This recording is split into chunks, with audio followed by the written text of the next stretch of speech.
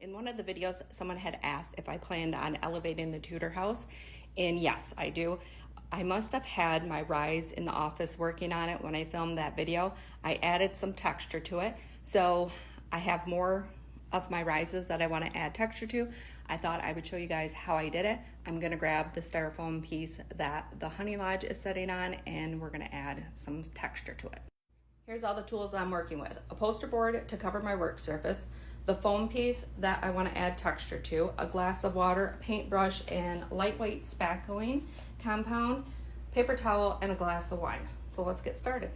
Just to be clear, my clock isn't working right now. It's not 10 o'clock in the morning and I'm sitting here drinking wine. It needs a new battery and I keep forgetting to grab one. Okay, adding texture to the styrofoam pieces that I'm using in the mountain. Why am I doing it? There's a couple reasons. I don't want it to look like foam, and then like this piece, I had to add 2 pieces to get the height that I want, so you can see the seams where I added the pieces. So I want to try to cover that up the best that I can before I do any painting.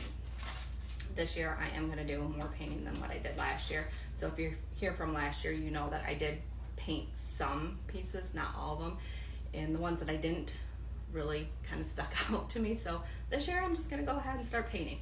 So what I'm going to start with is just taking a brush that already has a little bit of spackling on it and covering with water the piece where I'm going to work.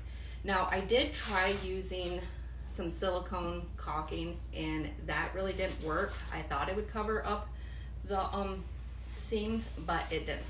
So I'm putting on a generous amount right where those seams are. This one might actually take a little bit more than the last one did.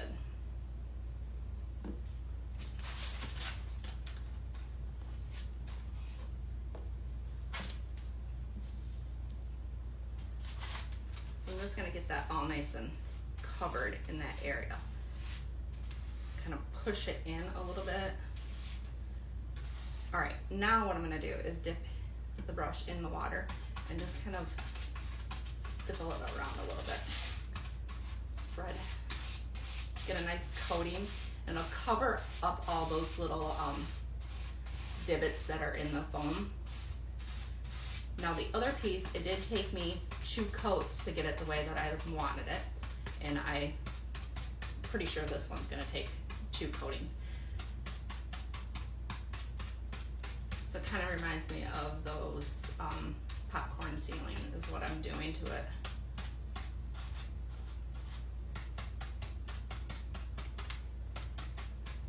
Okay, so that's good for now. I'm gonna let that little section dry, and I'm definitely gonna have to come back over.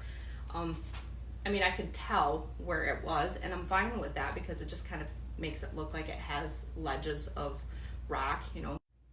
So I'm kind of like also taking and dabbing my paintbrush off a little bit and getting it a little bit more dry, and then going over it a little bit more before I move on to the next section, I guess. But I definitely am gonna have to put a second coat on this. So let's go ahead and move over to this next section. I'm just gonna put a little water on that part. Grab some of the spackling.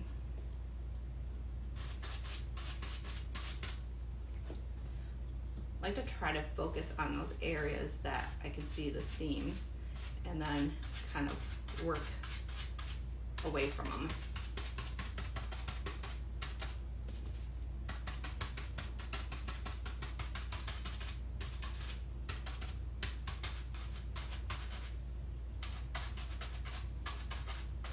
Now I don't think I'm going to do too much on the top. Maybe I'll put a light coating, because if I do too much and there's any kind of you know, unevenness, then the houses aren't gonna set on it like I want them to. So I don't wanna mess with the top of it too much, but I also wanna add where I can. I know where the houses are. So I've traced around the honey lodge that goes on this piece.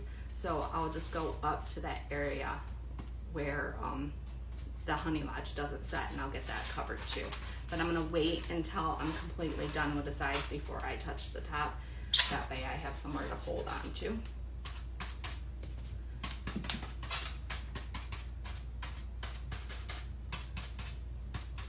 All right, I think that side's good. So let's move to the front here. Now I just grabbed like a really cheap brush, paintbrush. I think I paid like $1.50 for it, I think. But since it's a cheap brush, the bristles do fall out of it, so I have to pay attention that I'm not getting any stuff in there. So this, right here, there was quite the gap. So there was a lot that went in there for the spackle. Fill that up. Might actually need a little bit more in this area.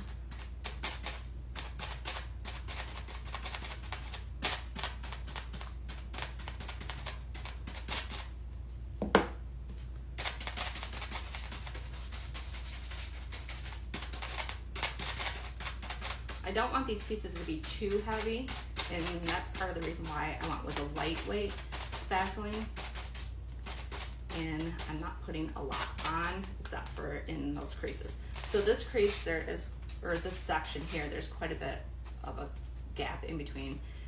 So I'm gonna get that wet down.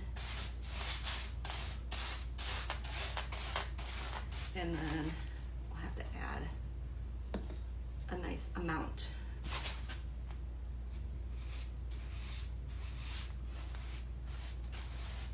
So I'm kind of like pushing that into those little grooves to cover them up.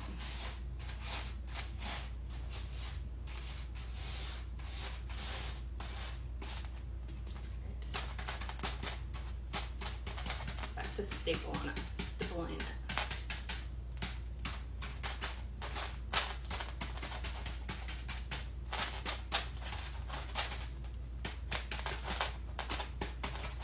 All right, I'm gonna continue finishing this, and I'm gonna show you what it looks like when it completely dries and I go for my second coat. This riser did get its second coat of spackling. After the first coat, I took a hair dryer and dried it a little bit. I was careful not to get the hair dryer too hot or too close to the styrofoam so it wouldn't melt. And then I set that aside and started working on the riser for the Hartford house. I think for the most part, I got the seams pretty well hidden, so I gotta let that dry. I forgot to mention when I was showing you guys how I did it, why I put water on the styrofoam before I put the spackling on. I feel like the water just kind of helps that spackling to go on to the styrofoam better. So now that it's covered with spackling and the seams are pretty well hid, if I decide I need to add a third coat, I will. Otherwise, I'm ready to paint this one. I might just wait and paint them all at once so they're all kind of consistent.